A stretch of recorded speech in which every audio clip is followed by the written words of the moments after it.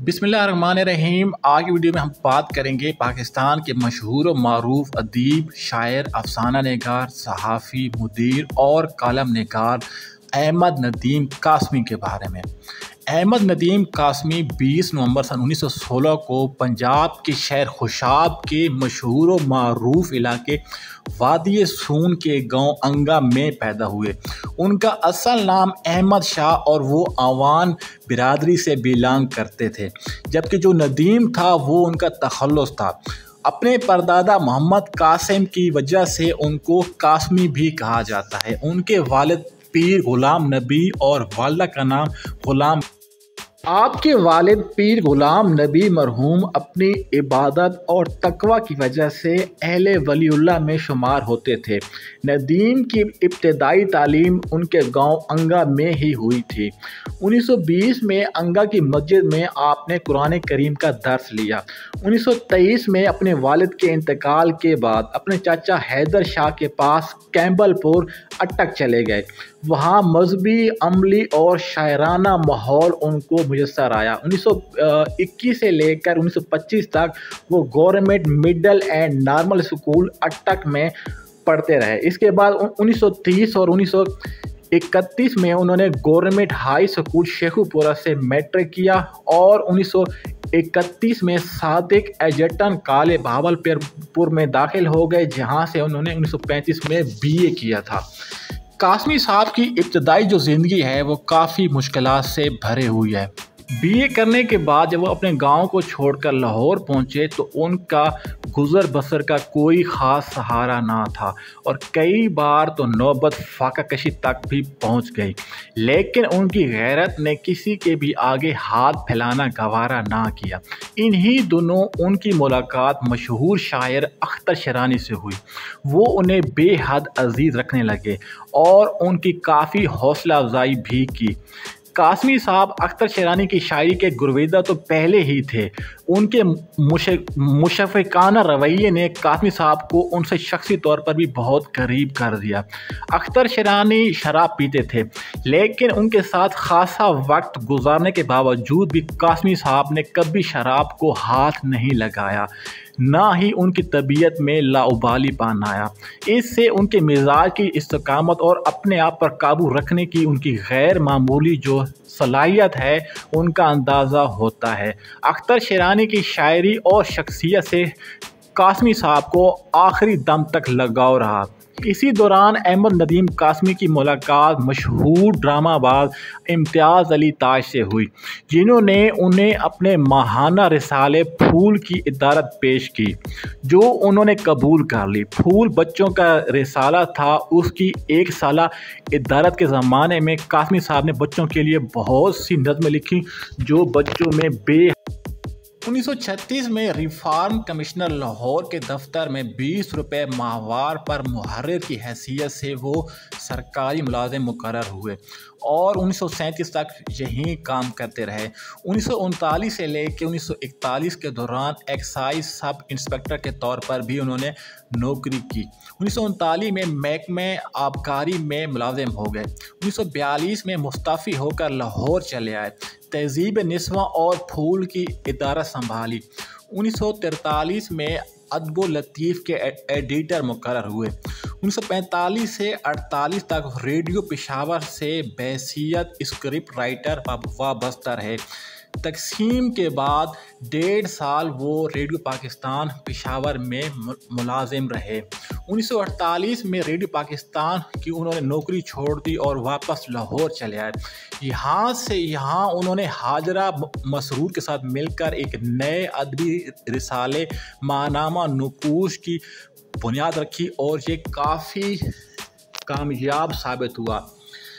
कासमी साहब की शायरी की इब्तिदा 1931 में हुई, जब मौलाना मोहम्मद अली जौहर के इंतकाल पर उनकी पहली नज़म रोज़नामा सियासत लाहौर के सरवक्त पर शाया हुई और ये उनके लिए एक बहुत बड़ा एजाज़ था। यही नहीं, बाद में भी 1934 और 1937 के दौरान उनकी मुतअद्दिद नज़में रोज़नामा इनकलाब लाहौर और ज़िम्मेदार लाहौर के सरवक्त पर शाया होती रहीं।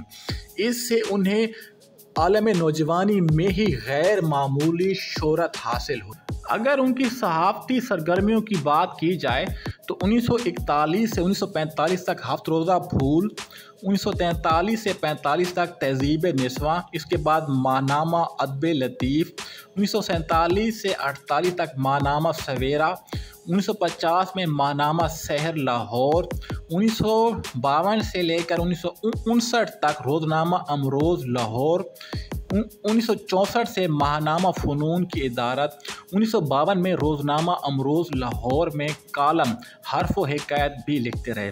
روزنامہ امروز لاہور اخبار کے ایڈیٹر بن جانے پر کالم پانچ دریا بھی لکھتے رہے۔ 1959 میں امروز سے الگ ہونے پر روزنامہ ہلال پاکستان میں موج در موج اور پانچ دریا کے نام سے انہوں نے کالم لکھا۔ 1964 سے لے کے 1969 تک روزنامہ امروز لاہور میں کالم حرف و حکایت کی شروعات کی، مگر پانچ دریا کی بجائے نام انکار رکھ دیا۔ 1970 کے دوران روزنامہ جنگ کراچی میں کالم لاہور لاہور ہے وہ لکھتے رہے۔ پھر روزنامہ جنگ کو چھوڑ کر روزنامہ حریت کراچی میں فقاہیہ کالم موج در موج اور ہفتہ وار کالم لاہوریات پیش کرتے رہے۔ اپریل 1972 میں دوبارہ روزنامہ امروز میں وہی کالم لکھنے لگے۔ 1964 سے امروز لاہور میں ادبی، علمی اور تہذیبی موضوعات پر ہفتے میں مضامین لکھتے تھے۔ حاجرہ مسرور سے مل کر نقوش کی ادارت سنبھالی اور امروز سے بھی وابستہ رہے۔ حرف و حکایت والا کالم انکا کے قلمی نام سے بھی لکھتے رہے۔ فنون کا جو ادبی پرچہ تھا وہ ان کے زیر نگرانی نکل رہا تھا۔ احمد ندیم قاسمی نے جو اپنا پہلا شعر تھا وہ 1931 میں مولانا محمد علی جوہر کی وفات کے بعد لکھا تھا اور وہ روزنامہ سیاست لاہور میں چھپا تھا۔ ان کا جو پہلا شاعری کا مجموعہ تھا وہ 1942 میں لاہور اکیڈمی سے اور پہلا افسانوی مجموعہ 1939 میں شائع ہوا۔ 1936 میں انجمن ترقی پسند مصنفین کے قیام کے بعد قاسمی صاحب نے اس انجمن سے وابستگی اختیار کر لی تھی۔ وہ انجمن کے سیکرٹری بھی رہے، لیکن آگے چل کر جب انجمن نظریاتی تشدد پسندی کا شکار ہوئی تو قاسمی صاحب نے ان کے جو افسانوی مجموعے ہیں ان میں چوپال، بگولے، طلوع غروب، گرداب، سیلاب، آنچل، آبلے، اس کے علاوہ آس پاس، در و دیوار، سناٹا، بازار حیات، برگ ہنا، سیلاب و گرداب، گھر سے گھر تک، کپاس کا پھول، نیلا پتھر، کو پیما، پت جھڑ اور اس راستے پر شامل ہیں۔ اس کے علاوہ جو ان کی شاعری کے مجموعات ہیں ان میں دھڑکن، رم جھم، جلال و جمال، شعلہ گل، دشت وفا، محیط، دوام، لوح خاک، ارض و سما، بسیط، ندیم کی نظمیں، ندیم کی غزلیں، احمد ندیم قاسمی کی منتخب نظمیں، ندیم بیت بازی اور اتوار جمال شامل ہیں۔ احمد ندیم قاسمی کو جو ایوارڈ سے نوازا گیا ان کے نام آدم جی ادبی انعام، آدم جی ادبی انعام اور اس کے علاوہ صدارتی تمغہ برائے حسن کارکردگی حکومت پاکستان، ستارہ امتیاز حکومت پاکستان، کمال فن ادبی ایوارڈ 1997 اور علامہ اقبال ایوارڈ 2007 سے ان کو نوازا گیا۔ احمد ندیم قاسمی نے 10 جولائی سن 2006 کو مختصر علالت کے بعد حرکت قلب بند ہونے سے تقریباً 90 برس کی عمر میں انتقال کر گئے۔ ہفتہ 8 جولائی 2006 کو ان کی سانس کی تکلیف کے بعد لاہور کے پنجاب انسٹی ٹیوٹ آف میڈیکل آف کارڈیالوجی میں داخل کروایا گیا، جہاں انہیں عارضی سانس فراہم کیا گیا۔ لاہور میں ہی ملتان روڈ پر ملک پات کے نزدیک شیخ المشائخ قبرستان میں آسودہ خاک ہوئے۔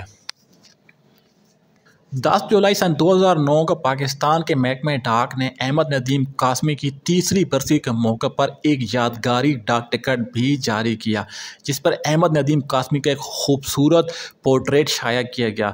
5 روپے مالیت کا یہ ڈاک ٹکٹ فیضی امیر صدیقی نے ڈیزائن کیا تھا اور اس پر انگریزی میں Ahmad Nadeem Qasmi third death of 1916-2006 کے الفاظ تحریر تھے۔ احمد ندیم قاسمی کی تحریروں پر مبنی ڈرامائی سلسلہ ہے جو پاکستان ٹیلی ویژن پر 70 کی دہائی کے دوران پیش کیا گیا اور اس کا نام قاسمی کہانی ہے اور اس کے ڈائریکٹر ایوب خاور ہے۔ ان کی بڑی ایک بیٹی ہے، اس کا نام ناہید قاسمی، وہ بھی شاعرہ ہیں۔ دوسرا ان کی ایک اور بیٹی ہے نشاط ندیم، وہ بھی شاعرہ ہیں۔ 1995 میں ان کی بیٹی نشاط ندیم کی وفات ہو گئی تھی اور ان کا ایک بیٹا ہے جس کا نام